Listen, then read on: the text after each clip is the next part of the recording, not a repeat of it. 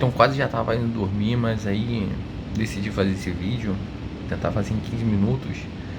The Sinews of the State, do John Snape. Ele é um texto sobre, faz uma revisão histórica da evolução dos estados, passando pelo estado absolutista, do estado feudal, o estado parlamentarista, até o estado administrativo, que seria o estado do bem-estar social. E aí ele desenvolve, né, a questão do conceito de tributo a partir do século XX, e ele constitui esse capítulo basicamente em 3 partes, principalmente em relação a ideias e imposições, a relações e, por último, as justificações, né? E acredito que seja um texto meio tendencioso, né? Talvez com tendências meio libertárias, mas é mais um daqueles textos que vai tentar justificar a tributação. Ele vai tratar de 4, basicamente, estágios, né, de governo, basicamente 2 pré-políticos e 2 pós-políticos, né. O primeiro é o feudalismo, né, na qual as relações eram regidos pelo um direito interno, principalmente com base em precedentes, aquela questão meio consuetudinária, sobretudo para garantias de direito de propriedade, né? A justificação de alguma taxação estaria na própria common law, com o direito natural das coisas, né? E ainda decorria da vontade divina, né? E os reis eram responsáveis por serem esses governantes na terra, né? Embora não houvesse nenhuma justificativa política, né, do direito tributário público, o feudalismo ele fornece sim uma justificação pré-política com base nos direitos de propriedade, né? Tanto pela concessão real quanto pela adjudicação legal da propriedade. É aquela questão dos direitos de propriedade, da relação de suzerania e vassalagem, enquanto havia o direito, né, de uma parte da terra, esse vassalo, né, que deveria proteger e talvez pagar alguma quantia para o senhor feudal.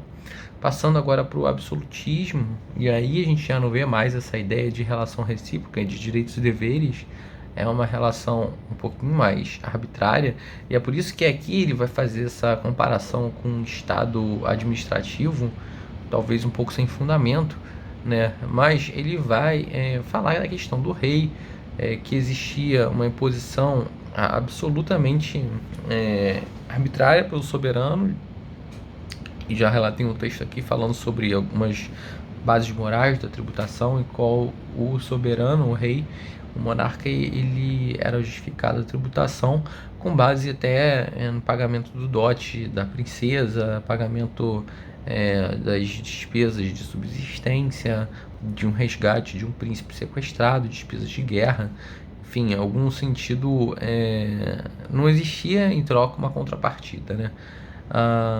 E aí é justamente essa relação de soberania. O poder era atribuído ao soberano por uma vontade divina que iria governar pelo interesse público questionável, né, por ele designado. Então o soberano estaria vinculado sim a uma lei, só que não a qualquer lei, né? É uma lei que ele mesmo criou e ele tinha total controle sobre a lei. Então perceba a questão da arbitrariedade nesse absolutismo. O objetivo principal de uma talvez da tributação, né, que seria questões específicas, mas deveria manter uma guarda de um exército para proteger os indivíduos de alguma invasão alienígena externa. E a justificação, melhor dizendo, da razão do Estado era sempre pautada pela conveniência do soberano, e mais uma vez cuja vontade foi atribuída pelo todo soberano. Vai haver uma questão aqui de um precedente, o Bates Case, em que se era devido uma taxa aduaneira ou não, né? E aí chegou-se à conclusão que sim, era devida à taxa aduaneira pela característica da taxa de ser. Agora eu não vou me lembrar, mas era devida sim a taxa, ainda que faltasse a justificação, né? Ele tentou atribuir uma justificativa com base em alguma utilização da propriedade, enfim. É muito carente essa fase da justificação em relação ao absolutismo, né? Justamente porque é o poder absoluto e não necessita de uma legitimação para cobrar um tributo. E aí, assim, após fase de Revolução Francesa no texto, a gente percebe o parlamentarismo, mas aquele parlamentarismo liberal mesmo, Estado de Rousseau, que era o Estado vigia noturno, né? Que só tinha basicamente função de garantir os direitos negativos. E a questão também da distribuição de poderes do Montesquieu era a primeira fase de um sistema político de um Estado, e o objetivo principal é sim a proteção da propriedade, sobretudo com base na cobrança do tributo, com, com base na justificativa de que o governo iria defender a sua propriedade. E sim, era uma tributação mediante consentimento, agora pelos meios dos representantes, né, pelos parlamentares, e sempre girava em torno da questão do indivíduo versus Estado, né? A gente pode perceber agora no parlamentarismo que quem vai prevalecer é o indivíduo, tanto que o tributo ele tem essa sobreposição ao direito privado. Ele vai estar ali justamente para servir de uma base sólida para o direito privado, para que seja garantida a propriedade do direito privado. Então, sim, era aquela tributação. A tributação tem um consentimento, é de consenso geral do povo, dos comuns, que houvesse uma guarda, uma proteção de sua própria propriedade para que pudesse desenvolver as suas atividades, né? Essas imposições se tornaram, né, esse consentimento era legitimado justamente por dois motivos. O primeiro seria com base de uma autoridade legal, né? Isso já dava uma maior legitimação, aumentava a base de justificação, porque não se tratava mais da questão da vontade divina, e também era uma obrigação legal, né? A gente percebia uma lei formalizada que podia dar uma justificativa para isso. Passando essa fase, depois de uma virada, principalmente depois das guerras, a gente percebe o estado de bem-estar social em que e aí ele vai fazer a comparação com o absolutismo, porque é um estado mais forte em que o poder executivo ele tem uma maior imposição e prevalece lá a supremacia do direito público sobre o privado, né? E aí ele coloca uma transformação da relação de soberania absolutista entre os soberanos, né, os governantes, para os indivíduos, né? E muito devido a essa expansão da atividade do poder executivo, né? E uma consequente afrouxamento do poder legislativo, né? Principalmente nas democracias presidencialistas, percebe-se um grande inchaço na máquina do poder executivo e em prol de um poder legislativo secundário, né? Lógico que ele participa do processo, mas por o poder executivo ser o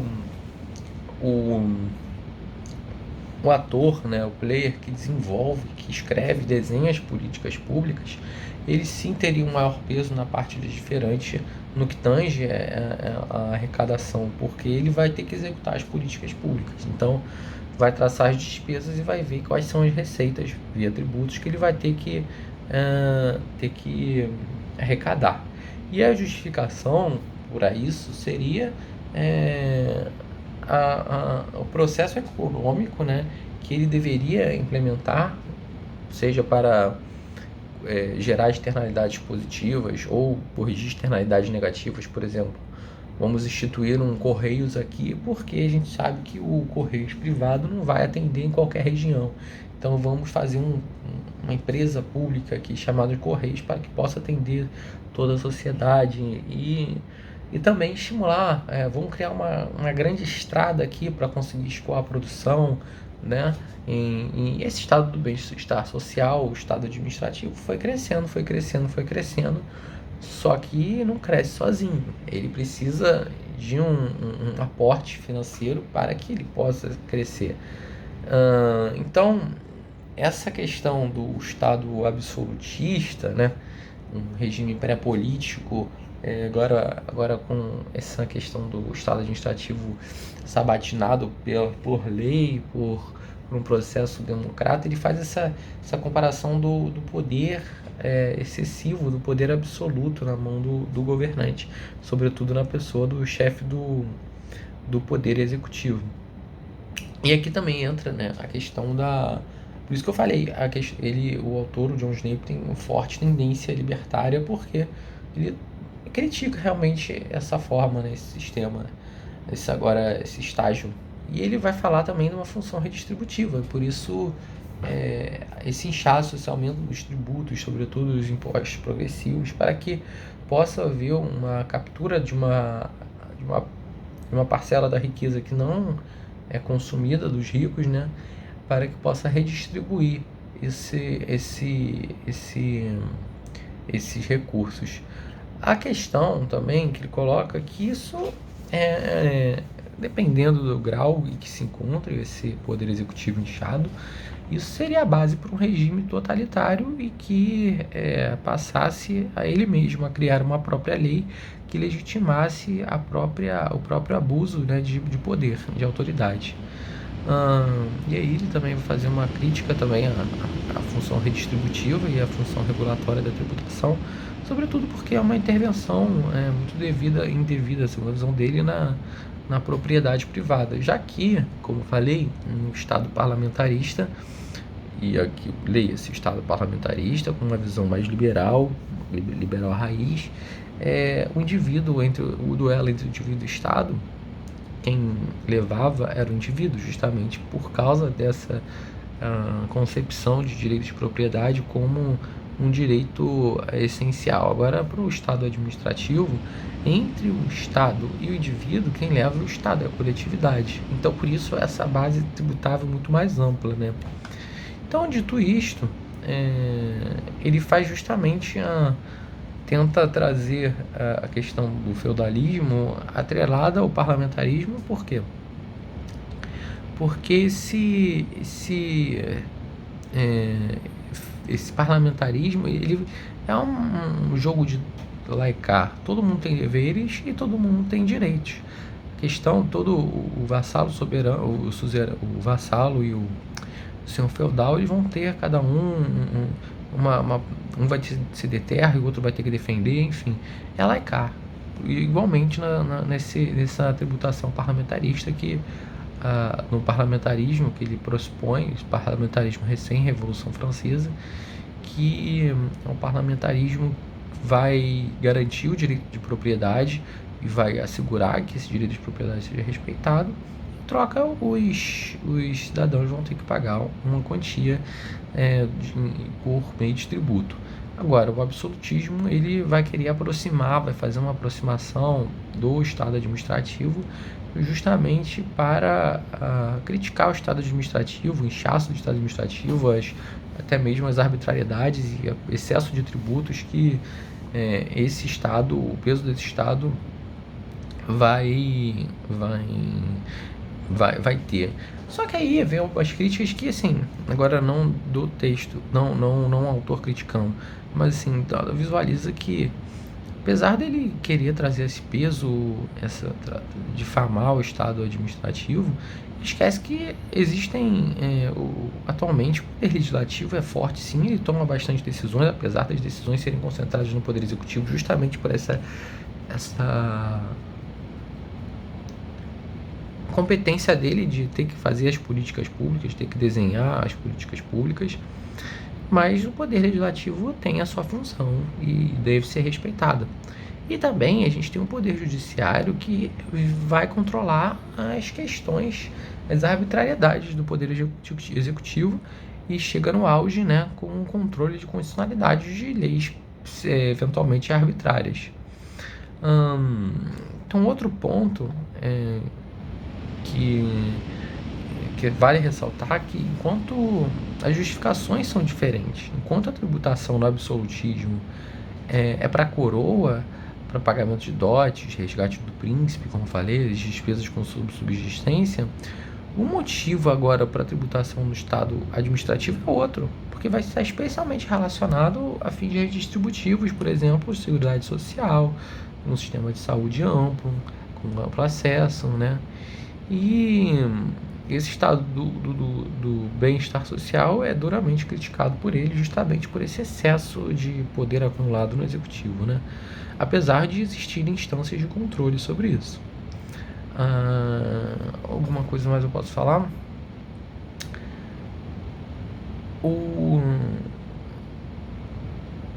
É isso, basicamente, um autoritarismo, um absolutismo do rei é um lugar onde só não se justificava a tributação, pois só o rei tinha direitos, né? E também não dá para transportar isso para o estado do bem-estar social, mas o que dá para transportar que vai haver uma tributação, mas nesse estado administrativo, diferentemente do parlamentarismo, que o estado é menor, mas as decisões continuam sendo democráticas, a participação do executivo vai ser maior justamente por essa função de criar as políticas públicas. E é isso, basicamente fica nessa contraponto indivíduo, Estado, né? Numa hora prevalece o indivíduo, a gente pode ver essa relação de volta cíclica, né? No feudalismo, indivíduo; no absolutismo, o Estado. Aí volta no parlamentarismo, prevalece o indivíduo, o direito tributário com aquele aspecto de contenção do direito de propriedade. E depois volta para o Estado administrativo. Não sei mais onde a gente está hoje, mas provavelmente existiu uma grande por questões previdenciárias, por questões de explosão demográfica, aposentadorias que podem estar correndo risco de não receber. A gente está provavelmente num estado que talvez esteja tendendo mais para o estado administrativo, né? Com certeza está tendendo. Então é isso, fica nessa relação indivíduo-estado, e qual que vai prevalecer vai depender do momento de que se encontra o estado, né? É isso, nada mais havendo tratar. Encerro esse vídeo. Deixa eu ver se eu tenho mais alguma coisa. Não tenho mais nada, mas vamos ressaltar aqui a questão do direito privado exercendo uma grande influência sobre o direito tributário, né? A gente tem conceitos que são exportados do direito privado para o direito tributário, né? E às vezes isso falta um pouco de espaço para o legislador tributário poder dar ele poder fazer essas adaptações do que, por exemplo, o que seria serviço, o que seria criptomoeda, sei lá. Ele precisa de ter certa liberdade para conseguir executar as suas leis, para elaborar suas leis. E isso falta justamente por estar ainda arraigado a essas amarras, né? Essas questões do direito privado que até hoje ainda não foram completamente superadas, né? Em algumas partes, lógico, a gente sabe que o direito tributário é público, mas existem sim alguns conceitos que são importados do direito privado, porque basicamente a tributação recai sobre a propriedade, né? E a propriedade é um conceito de direito privado. A propriedade, seja sua propriedade de renda, sua propriedade em sua casa, enfim, sua propriedade que você vai consumir, sei lá, um dinheiro que você vai utilizar para consumir alguma mercadoria, isso tudo vai ser, né, basicamente originário do direito privado. E o direito tributário, nas suas origens, veio para defender essas transações, né? O direito tributário veio para defender essas transações. Mas será que hoje em dia ele se restringe a isso apenas? Então não, a gente sabe que não. Então eu fecho esse vídeo com essa pergunta e com essa resposta.